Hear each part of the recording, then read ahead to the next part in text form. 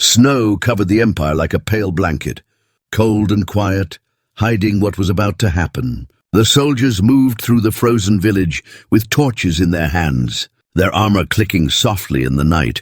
Children peeked from behind wooden fences. Old men closed their doors without a word. Nobody dared to speak, because everyone knew who the soldiers were taking and who they were going to anger. At the center of the village, a small boy cried, his hands bound with rough rope. He had golden hair, pale skin, and eyes that seemed to hold a piece of the forest itself. The captain grabbed the boy by the arm and growled, "Stop crying, brat! You belong to the king now." The boy flinched but said nothing. He only stared at the dark forest beyond the village, where the wind howled like a living thing. The villagers exchanged fearful looks. A woman whispered, "He's her child." Another shook her head. "They don't know what they've done." The sound of the iron carriage echoed through the village. Soldiers shoved the boy inside, locking the gate with heavy chains. One of them laughed nervously. "It's just a kid," but another muttered, "Then why is the wind watching us?" Their torches flickered as if something was breathing near them. The horses refused to move at first, snorting and stepping back. But the captain whipped them, forcing them forward. The black forest stood like a wall. Silent and waiting, a raven landed on the gate, its feathers shining like oil in the moonlight. It tilted its head, watching the soldiers disappear with the child. The oldest villager crossed himself and whispered, "She will come." Far away, in a crooked house that stood on bones, something moved. The fire inside the hearth burned green. Shadows danced across the walls, like hands reaching out. A woman with hair as white as snow opened her eyes slowly. She felt it, the pulse, the echo, the bond between her and the boy. "They dared," she whispered, her voice sharp like ice breaking. The forest answered her, trees groaning as if alive. Crows rose from the branches like black smoke. In the Empire's fortress, the soldiers laughed and drank. They believed they had captured an ordinary child. The captain walked through the courtyard proudly. "The king will reward us," he said. But a young soldier could not shake the unease in his chest. He stared at the cage where the boy sat quietly. His golden hair shone even in the dark. "Why doesn't he cry anymore?" The soldier whispered.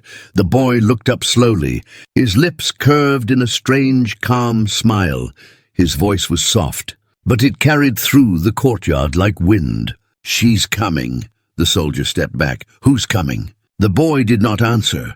Outside the fortress walls, the wind changed. It was not just cold anymore, it was alive. It moved between trees like a whispering shadow. A raven flew past the guard tower, and the guards felt the temperature drop.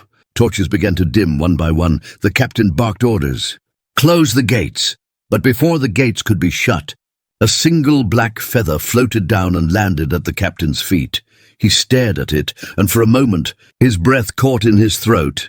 Inside the forest she walked. Her bare feet did not leave a single mark on the snow. Her cloak was made of smoke and shadows. Wolves walked beside her, crows circled above. The trees leaned toward her as if they knew her name.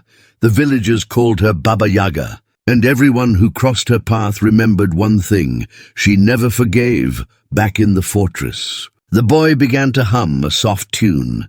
It was an old lullaby, one the soldiers didn't recognize. But it made their skin crawl. "Make him stop," one shouted. But the boy only sang louder. His voice echoed through the stone halls like a warning. The captain stormed toward the cage. "Shut your mouth or I'll—" But then the torches along the walls went out in a wave. Darkness swallowed the courtyard. A sudden wind howled through the fortress like a scream. The captain froze. "Light the fires," he shouted. One by one, soldiers vanished into the dark. Their screams echoed and then fell silent. The captain's hand trembled as he drew his sword. A shadow moved behind him. Then another to his left. His men shouted, but no one saw who or what was moving. A raven landed on the cage and stared at the boy. The boy whispered, "Mama!" The captain turned to strike the bird away, but something caught his wrist. It felt like ice. He looked down and saw a pale hand wrapped around him. Then another shadow rose from the ground. She stepped through the gate like a storm, wearing a human face. Her white hair floated in the wind. Her eyes burned with cold fire. "Give me the child," she said, her voice echoing like the forest itself. The captain raised his sword, but it shattered like glass in his hand. Soldiers stumbled backward, some running, some praying. The boy reached out through the bars, and the shadows melted the chains. He ran into her arms. She lifted him as gently as the snow lifts a leaf. Her eyes met the captain's. "You took what was mine," she whispered. The ground cracked beneath her feet. Ravens filled the sky with 1,000 cries. The captain screamed for his men, but none answered in that moment. The Empire learned why the forest should never be challenged. She walked out with the boy in her arms, and the fortress walls began to freeze and crumble like sand. The night closed behind her like a curtain. The next morning, when the villagers came, the fortress was silent, gates broken, snow-stained dark. On the gate, a single raven feather hung like a warning. Nobody dared speak, nobody dared cross the forest. Because when Baba Yaga comes for her child, nothing survives, and every soul in the Empire now knew that. The morning after the fortress fell, fog rolled over the Empire like a living thing. It moved slowly, wrapping itself around trees and towers and stone roads. The sun tried to rise but disappeared behind the thick grey wall. Soldiers stood at the outer posts, shaking and whispering to each other. Their torches barely burned, the air too heavy and cold. Nobody wanted to speak the name they were all thinking, but it sat at the edge of their minds like a blade. Inside the capital, the palace woke to fear. Messengers ran through the halls, their boots echoing like thunder. The king slammed his fist on the table. How can an entire fortress vanish overnight? His voice cracked the silence like a whip. A general bowed his head. "We don't know, Your Majesty." The riders found nothing but ice and feathers. The king's face turned pale. He leaned forward slowly, whispering, "Feathers?" The general nodded. Black feathers everywhere. The royal advisor, an old man with tired eyes, spoke in a low voice. "It is her." Everyone fell silent. Nobody wanted to say the name out loud, but the wind outside the palace windows howled as if it already knew. The king rose from his throne and shouted, "Enough with your forest stories." He turned to his soldiers. "We are an empire, not children hiding under their beds. We will find this witch and burn her to ash." But deep down, even the king felt a weight pressing on his chest. It was the kind of fear that didn't come from battles or war. It came from something older, something that could not be killed with swords. At the edge of the forest, a small group of scouts stood at the broken gates of the fortress. Their breath turned white in the air. One knelt beside the frozen stones and touched the black feathers scattered across the ground. "She was here," he whispered. Another shook his head. "We should not be here. Let's go." But the captain of the scouts stepped forward, determined to prove the Empire wasn't afraid. The boy who had been taken sat with Baba Yaga in her crooked house. The fire inside burned a strange blue color. Shadows curled along the walls. She brushed the boy's hair gently. "Did they hurt you?" she whispered. The boy shook his head slowly. "They tried to make me forget," she smiled. But it was not the smile of a gentle woman. It was sharp, cold, dangerous. "Then they will learn." Outside, the forest was changing. Animals moved differently. The air grew heavier. The trees leaned closer together as if protecting her. A storm was building, not of snow or rain, but of something the Empire had long forgotten. Back at the palace, the advisor leaned close to the king. "Your Majesty, this is not a fight you can win with swords." The king slammed his cup down. "Then how do we win?" The advisor swallowed. "You don't fight Baba Yaga, you beg her." The king laughed, but there was no humor in it. "Beg?" he hissed. "I am a king," the advisor whispered. "She is older than kings." Suddenly the doors of the throne room burst open. A soldier ran in, his face white with terror. "My lord," he gasped. "The scouts are gone." The king frowned. "Gone?" The soldier nodded quickly. "We found their horses, but the men... No tracks, no blood, just feathers." The royal court fell silent. Outside the palace, the wind howled again, louder this time. Like a beast calling from the forest, one noble whispered, "She's coming closer." another replied. No, she's already here in the forest. The captain of the scouts opened his eyes to darkness. He was lying on the cold ground. Tied with vines that moved like snakes, he tried to scream, but something pressed against his mouth. In front of him, a figure walked slowly through the fog, barefoot. Her hair glowing pale in the moonlight, Baba Yaga. Her voice was calm, but it carried power like thunder beneath water. "You entered my forest," she said. The captain struggled. "We were only—" She raised her hand, and the vines tightened. His words died in his throat. "You took my child," she whispered, and the wind screamed with her. One by one, the other scouts opened their eyes. Trapped in the same vines, ravens landed on their chests, their black beaks inches from their eyes. Baba Yaga tilted her head. "Tell your king," she said slowly. "The forest is awake." She snapped her fingers, and the vines let go. The men gasped. The fog lifted just enough to show the way back. But when they looked back, she was gone. Only crows remained, staring with eyes like burning coal. The scouts ran as fast as they could, stumbling, gasping. Some cried, some cursed. None dared to look behind them when they reached the capital gates. Their faces were pale and empty. The captain fell to his knees before the king. "She sent a message," he whispered. The king leaned down. "What message?" The captain trembled. "The forest is awake," the nobles shouted. The generals argued. "We need to attack now," one said. "She is a witch," another spat. But the advisor shook his head. "You can't kill a storm," he whispered. The king ignored him. "Gather the army," he commanded. "If she wants war, then war she shall have."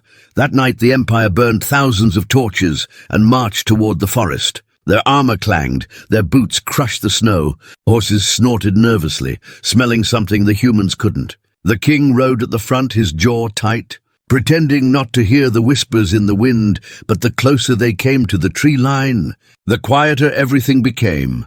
No birds, no wind, no sound. Even the horses stopped moving, their eyes rolling with fear. A soldier whispered. "It's too quiet," another muttered. "Maybe she's waiting." Then from deep inside the forest, a single raven flew toward them and landed on the king's banner. It tilted its head, and the wind began to blow again, slowly at first, then stronger. Then they heard it, a lullaby, soft, haunting. The same song the boy sang in the fortress. It wrapped around them like a rope. Pulling at their minds, the king shouted, "Forward!" But his horse wouldn't move. Soldiers began to shake, some dropping their weapons. Others saw shapes moving between the trees, tall, pale shadows with eyes like winter stars. Baba Yaga's voice echoed through the wind. "You came to burn my home," she whispered. "I will burn your kingdom." The torches flickered, then went out all at once. Darkness fell over the entire army. Men screamed as something moved through the ranks, too fast to see, too cold to fight. The king tried to raise his sword, but a raven landed on his wrist, its claws cutting through his glove. He stared at it, and in its black eyes, he saw a reflection of his burning palace. The wind carried her laugh through the night. Soft and terrible, the forest had given its warning. The Empire had chosen war, and Baba Yaga had already decided how it would end. The night the army marched into the forest, the stars disappeared behind thick clouds. The air felt wrong, too heavy, too cold, as if the world itself held its breath. Thousands of soldiers stood with torches in their hands. But even the fire seemed weak. Shadows stretched longer than they should. The king sat high on his black horse, his jaw locked tight, pretending not to hear the whispers crawling through the trees. A young soldier at the front whispered, "Something's watching us." His friend elbowed him. "Shut up." But he was right. The forest was not quiet anymore. It was listening, breathing, waiting. The king raised his sword and shouted, "Forward!" The army stepped into the trees, and the darkness swallowed them whole. The deeper they went, the more the forest changed. The torches flickered, leaves twisted as if alive. Roots shifted under their boots. Some soldiers swore they saw faces in the bark, eyes blinking, mouths moving without sound. The horses snorted and stamped their hooves. Refusing to walk, the king whipped his reins. "Keep moving," he barked, but even his voice trembled. Suddenly, One of the torches blew out, then another and another. The darkness spread like water through cracks. Soldiers tightened their grips on their weapons. Someone shouted, "Who's there?" A whisper came back, soft and cold. "I am." The men froze, looking around, but no one moved. Then a loud scream cut through the night. Everyone turned, but the man who screamed was gone. Only his helmet lay on the ground. Spinning slowly in the mud, the king barked, "Stay in line." But fear was growing fast. The soldiers huddled closer, their torches forming a shaky ring of light. A woman's voice echoed through the trees, humming the same old lullaby the boy once sang in the fortress. It wrapped around their minds like smoke, soft but suffocating. One man dropped his sword and clutched his head. "Make it stop," he cried. Then the ravens came, hundreds of them black as night, bursting out of the treetops like a storm. Wings beat against the air, feathers rained down like ash. Men screamed and swung their weapons wildly. The horses panicked and tried to run. The army broke its formation in seconds. The king shouted orders, but his voice was lost in the chaos. In the center of the storm, the fog parted, and she appeared, Baba Yaga. Her white hair glowed like frost under the moon. Her cloak of shadows swirled around her like smoke. She walked barefoot on the cold ground, but the snow melted beneath her feet. Her eyes were calm, too calm, like a storm that already knew it would win. The king pointed his sword at her. "Witch!" he shouted. "You dare stand against an empire?" Baba Yaga tilted her head slowly. "You dared to touch my child?" Her voice was soft, but every soldier heard it as if she whispered directly in their ear. The torches flickered, the wind howled, and the ground trembled. The king charged forward on his horse, sword raised high, but before he could strike, the roots of the forest rose from the ground like living snakes. They wrapped around his horse, lifting it into the air. The king fell, crashing onto the frozen earth. The roots slammed the horse down, shattering the ground beneath it. Soldiers shouted, "Protect the king," but the forest didn't care about kings. Baba Yaga raised her hand, and the ravens formed a spinning wall of feathers and claws. Soldiers tried to run, but they couldn't find a way out. The forest had closed behind them, sealing them in. "This is her land," a terrified soldier screamed. "We're going to die here." Another fell to his knees, praying, but no god answered him. The king crawled to his feet, blood on his cheek. His crown had fallen somewhere in the mud. His eyes burned with fear and rage. "Kill her," he roared. The soldiers ran toward Baba Yaga, swords raised, but their blades snapped before they touched her. The forest itself seemed to push them back. Trees bent, branches lashed out like whips. Roots dragged men down into the earth. She walked slowly, never rushing, never lifting her voice, as if time itself bent around her. The king backed away, but she followed. Her eyes glowed brighter as she whispered, "The forest remembers." Ravens perched on the branches above, watching like silent judges. Then something unexpected happened. A young soldier stepped between Baba Yaga and the king, shaking but standing tall. "Please," he whispered. "Spare us." She turned her head slightly. Studying him, the forest fell silent again. Even the ravens paused. "Spare?" she repeated softly. The boy nodded, tears freezing on his cheeks. "I don't want to die." Baba Yaga's eyes softened for the briefest moment, but then her voice turned sharp again. "I am not here for you." She looked past the boy, straight at the king. "I came for him." The boy stumbled back as the ground cracked open behind the king. Black vines shot out, wrapping around his arms and legs. He screamed and tried to fight, but the vines dragged him to his knees. The sky turned darker, lightning flashed without thunder. The air filled with the sound of hundreds of ravens screaming at once. Baba Yaga raised her hand, and the vines tightened. The king's sword flew from his hand, as if ripped away by an invisible force. He stared up at her with wide, terrified eyes. "Please," he gasped. "I am the king." Baba Yaga stepped closer, her face inches from his. "And I am the storm." She turned to the army. "Go," she whispered. Her voice was soft but powerful. "Go and tell them what happens when they touch what is mine." The vines released the soldiers, who were still standing. The forest opened a narrow path behind them. Men ran without looking back, throwing down weapons, shields, everything. Some tripped and crawled, desperate to escape. Baba Yaga stood over the king, who was now trembling in the mud. His crown lay broken beside him. "You took a child," she whispered. "Now I take everything." The vines dragged him into the darkness beneath the trees. The last thing anyone heard was his scream before it was swallowed by the forest. When the surviving soldiers stumbled back to the capital, their faces were pale and hollow. They could not speak at first. Their eyes told the story, but no one wanted to believe it. The queen demanded answers, but the soldiers just whispered one name, Baba Yaga. The advisor lowered his head. "The king is gone." The palace bells tolled in the cold morning. The throne stood empty. The people of the empire gathered in silence. Ravens circled above the palace towers like a black storm. No one dared enter the forest again, because that night they learned something no army could unlearn. The forest does not forgive, and Baba Yaga does not show mercy. The capital stood in silence. No trumpets, no shouts, no celebration. Just the heavy weight of fear pressing against every wall. The throne room was cold, the king's chair empty. Servants whispered in corners like frightened birds. Outside, the sky stayed grey for days, and ravens perched on the palace towers, watching, waiting. It felt like the world itself knew something was coming, something that could not be stopped. The queen sat alone, her hands shaking as she held the broken crown. Her voice cracked when she whispered, "He was supposed to be untouchable." The royal advisor stepped forward carefully. "My queen," he said softly, "the people are afraid." She looked at him with empty eyes. "So am I, down in the streets."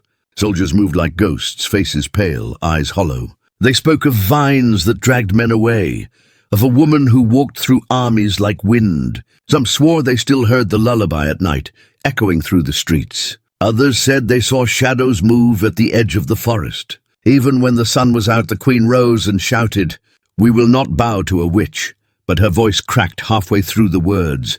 The advisor lowered his eyes. "My queen, it is not a witch," he whispered.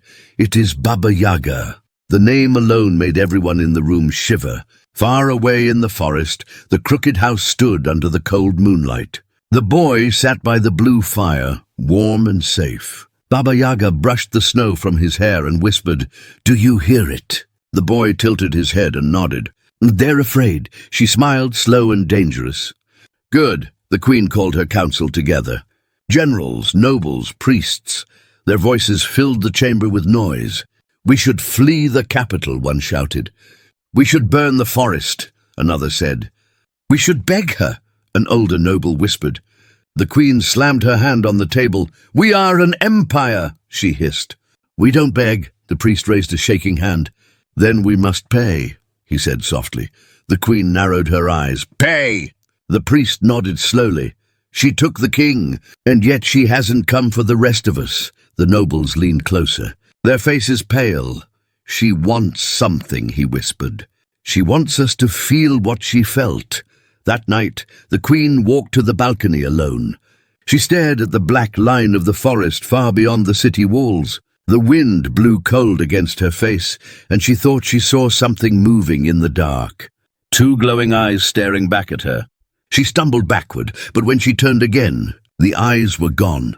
The next morning, the bell tower fell silent. The guards at the western wall were missing. No blood, no signs of a fight. Only black feathers scattered across the stone. The general stormed into the throne room. "She's here," he whispered. The queen's throat tightened. "Where?" The general looked at her with wide eyes. Everywhere. As night fell, the fog returned, thick and grey. Swallowing the streets, torches dimmed one by one. Horses screamed in their stables, doors slammed on their own. Ravens filled the sky like a black cloud. Their wings beat against the wind, shaking the towers. The people locked themselves inside their homes. But even the walls felt too thin. The queen gathered what remained of her guard.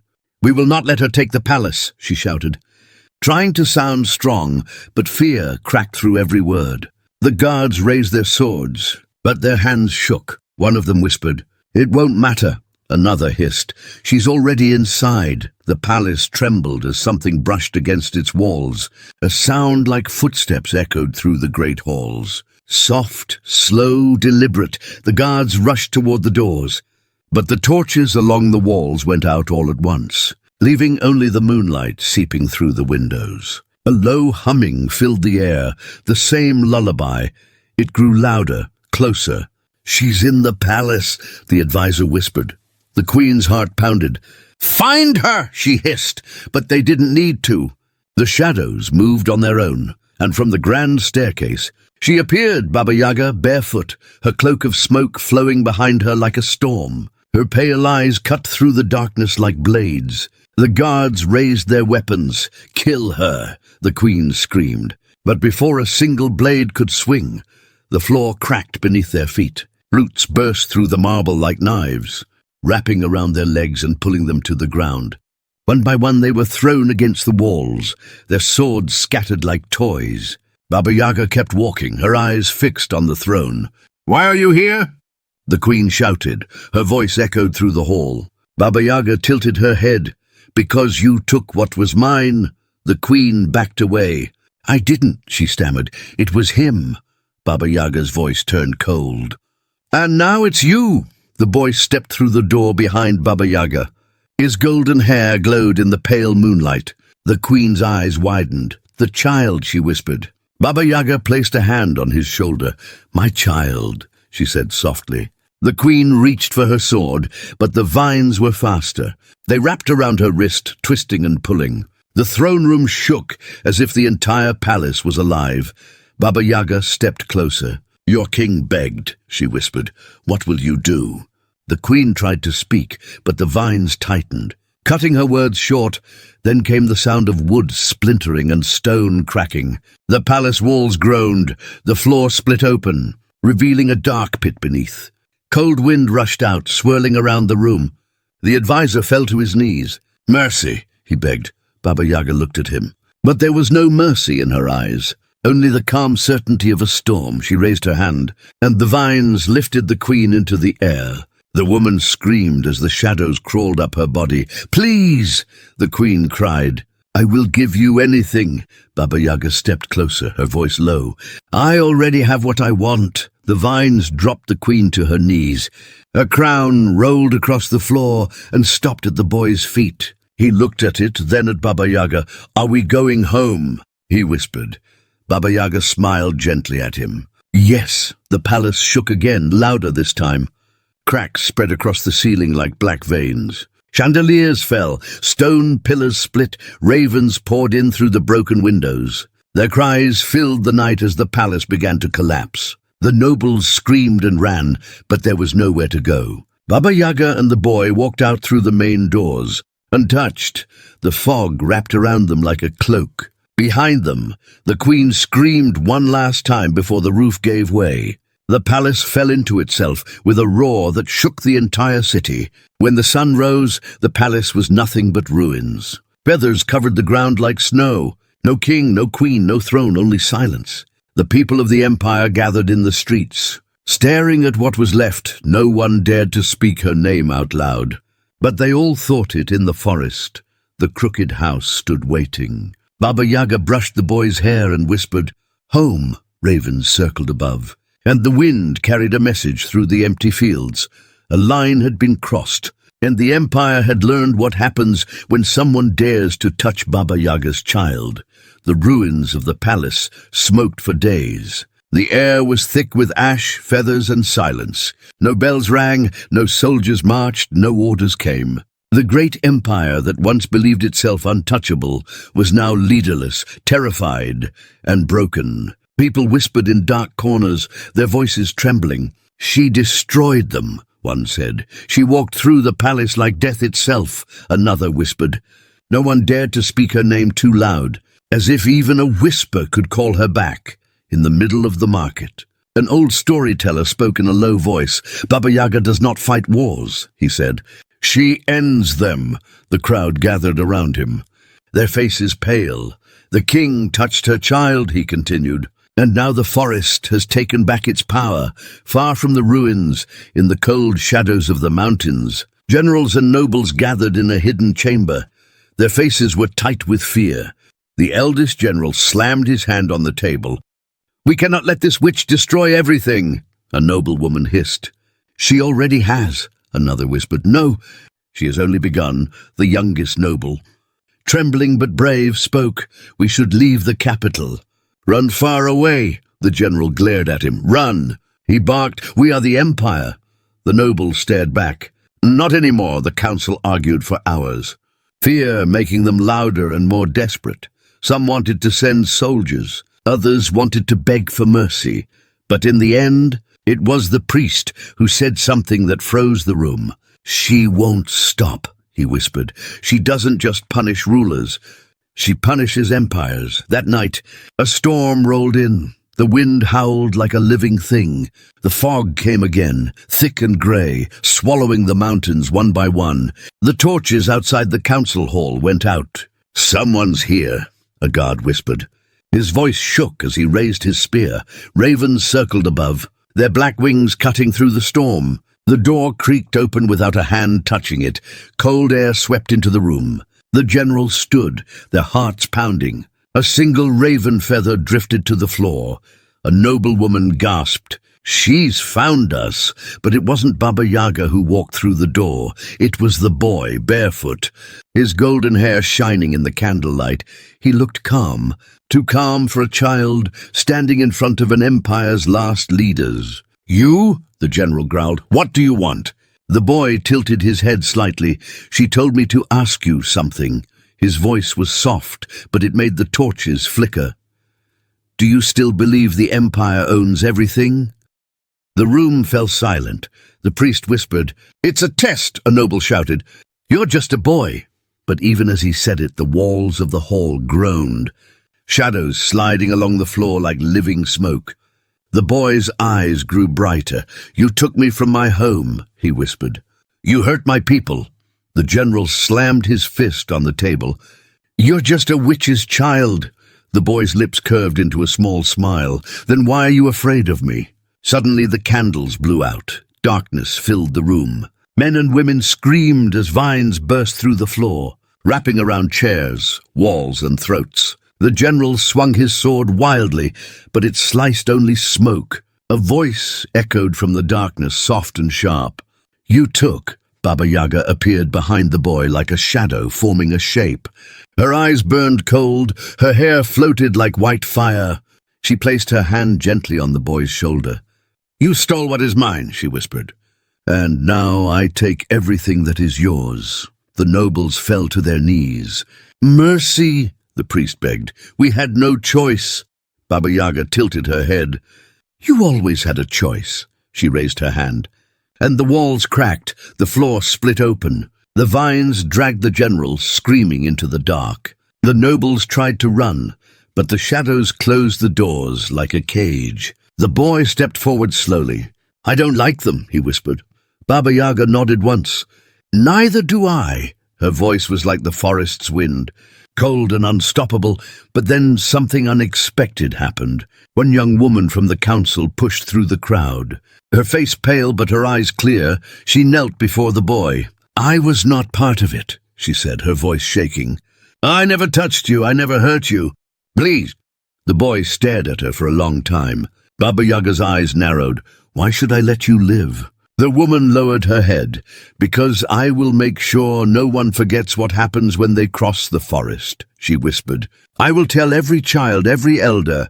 I will keep your story alive. The room grew silent. Even the vines stopped moving. Baba Yaga stared at her for a long, cold moment. Then she slowly lowered her hand.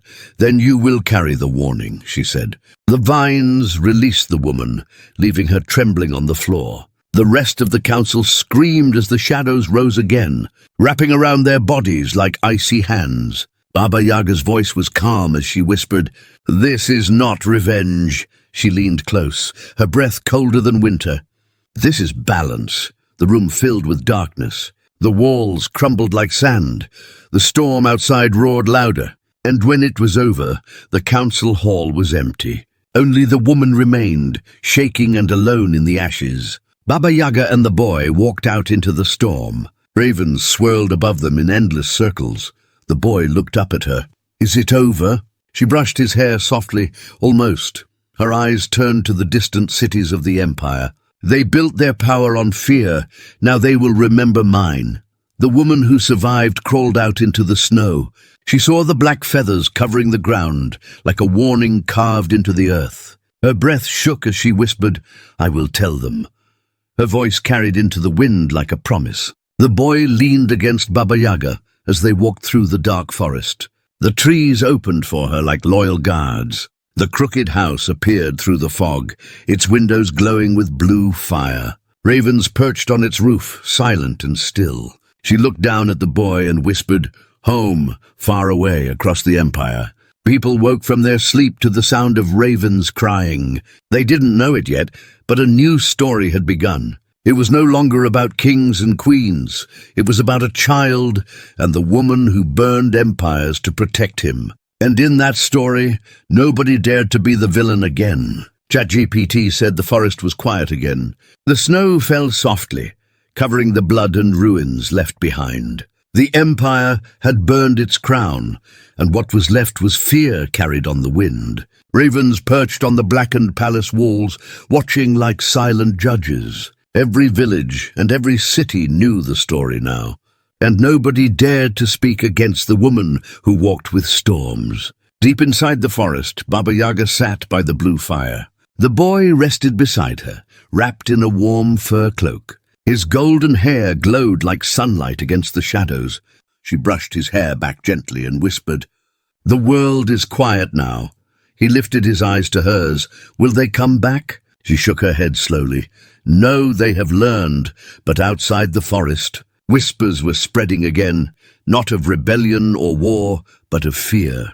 Some said the empire had fallen, others said it had simply vanished. Some feared she would come for them next. Others swore that if you entered the forest at night, the wind itself would whisper her name. A small group of surviving nobles gathered in the shadows of a burned church. Candles shaking in their hands, a man slammed his fist down. "We can't live like this," he growled. "We must fight," another hissed. "Fight what?" "She's not human." A woman's voice broke the noise. "She has a weakness." The others turned to her, her face pale but determined. "The boy," she said softly. "She will protect him at any cost." The room fell silent, because everyone knew she was right, far from their whispers. Baba Yaga felt something shift. She rose slowly, the blue flames reflecting in her cold eyes. Ravens screamed outside, as if warning her. The boy grabbed her hand. "What's wrong?"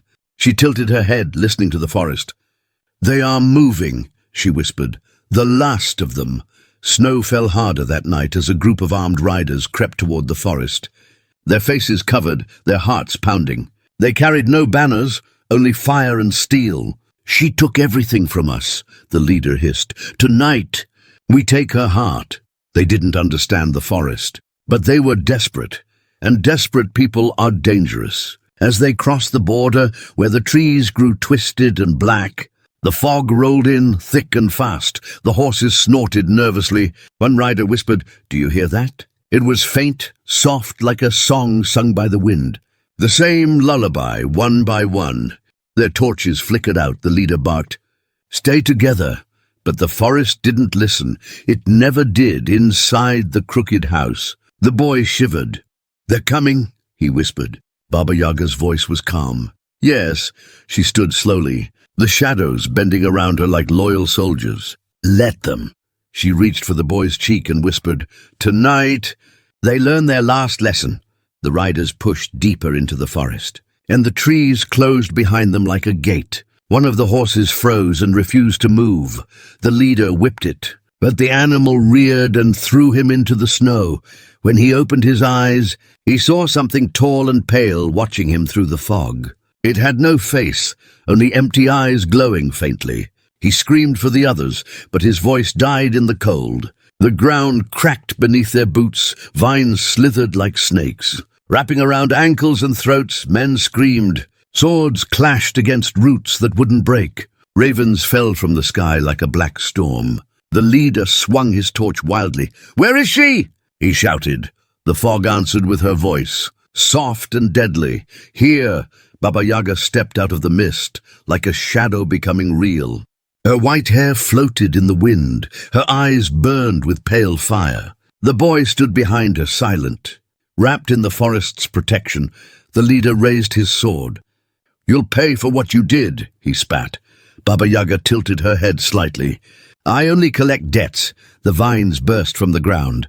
Dragging men off their feet, horses screamed and vanished into the mist. The riders slashed and shouted, but their weapons were useless against the forest. Baba Yaga raised her hand, and the snow itself rose like a wave, slamming against them, freezing armor and skin. The leader staggered to his knees, his sword falling from his hand. His breath came out in white clouds, his eyes wide with terror. "Why?" he shouted. "Why destroy us?" Baba Yaga's voice was calm. "I didn't destroy your empire," she whispered. "Your greed did?" She stepped closer, the fog swirling around her feet like smoke. "You took what was not yours," she said softly. "You hurt a child." Her voice grew colder. "Now your empire sleeps in the snow." The vines pulled the last of the riders into the ground, their screams fading into the wind. The leader tried to crawl away, but the boy stepped in front of him. His golden hair glowed faintly in the dark. His voice was soft, almost kind. "You should have left me alone." The man's eyes widened. "You're just a child." The boy tilted his head. "No," he whispered. "I'm hers." The vines wrapped around the man's chest. Pulling him into the earth, Baba Yaga turned away, not watching. The forest did what it always did. It remembered. When the snow stopped, the forest was quiet again. The ground was smooth, no bodies, no blood, only feathers, and the faint trace of the lullaby floating in the air. Baba Yaga walked back to the crooked house with the boy at her side. He looked up at her.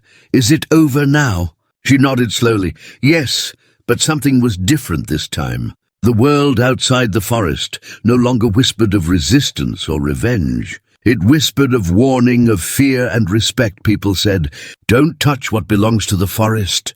They told their children stories about a boy with golden hair and a woman who brought down kings. Seasons passed, the forest grew stronger, wilder, and no empire ever dared cross its borders again. The crooked house became part of the legend, a place nobody sought but everyone feared. Baba Yaga sat by the blue fire, the boy asleep at her side. The world was silent, but the forest was alive. Sometimes, when the wind blew just right, people on the far edge of the empire could hear it. A soft lullaby drifting through the night like a ghost, a warning carved into the world. Baba Yaga did not build empires, she ended them. And everyone remembered the night their king's crown turned to ash, because it all began when someone dared to touch her child.